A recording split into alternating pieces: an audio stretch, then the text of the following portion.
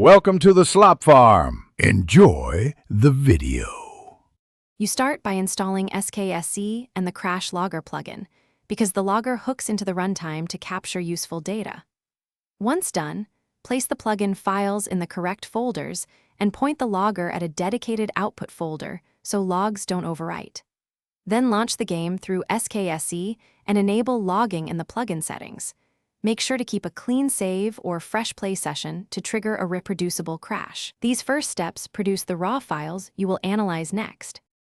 Now reproduce the crash deliberately while the logger is active so the output contains the exact call stack and runtime state.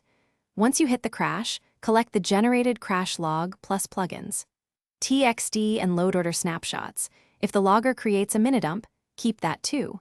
Organize each run in its own timestamped folder so you can compare attempts.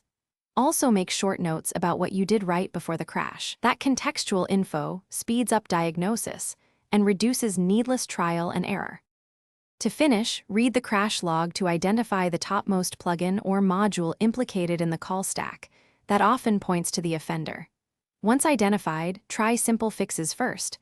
Update the mod, adjust load order with loot, disable or replace the mod, or run SSE edit to clean conflicts. If the crash remains, attach the full minidump, plugins, TXT, and a short reproduction sequence when posting for help. Reproducibility and complete artifacts are the single most important. Thanks for watching. Consider subscribing if we helped you today.